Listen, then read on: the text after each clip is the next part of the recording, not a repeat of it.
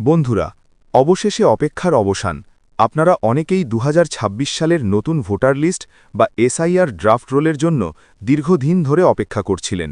আজকের ভিডিওতে আমি দেখাবো কিভাবে আপনারা নিজেদের মোবাইল দিয়েই এই নতুন লিস্টের পিডিএফ ডাউনলোড করবেন। তো আর দেরি না করে চলুন দেখে নেওয়া যাক।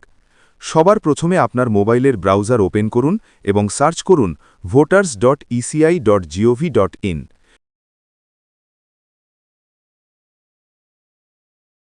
ওয়েবসাইটটি ওপেন হলে প্রথমে আপনাকে লগইন করতে হবে।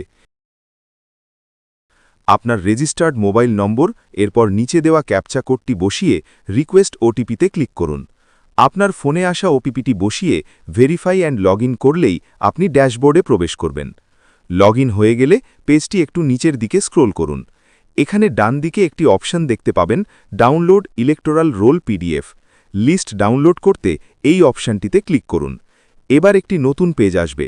এখানে আপনাকে আপনার এলাকার তথ্য দিতে হবে। প্রথমে সিলেক্ট স্টেটে ক্লিক করে ওয়েস্ট বেঙ্গল সিলেক্ট করুন। এরপর ইয়ার অফ রিভিশন, এখানে ২০২৬ সিলেক্ট করাই থাকবে।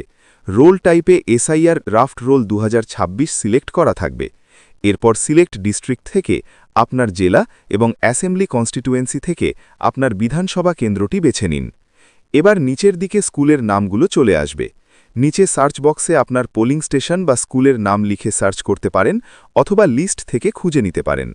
আপনার নির্দিষ্ট পোলিং স্টেশনটি খুঁজে পেলে তার ঠিক পাশেই দেখবেন একটি বাম দিকে সিলেক্ট করার বক্স রয়েছে।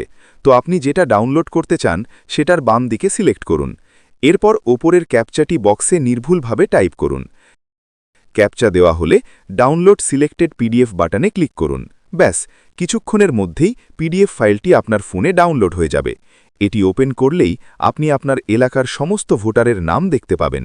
ভিডিওটি ভালো লাগলে লাইক করুন এবং এমন আরও গুরুত্বপূর্ণ ভিডিও পেতে চ্যানেলটি সাবস্ক্রাইব করে রাখুন। ধন্যবাদ।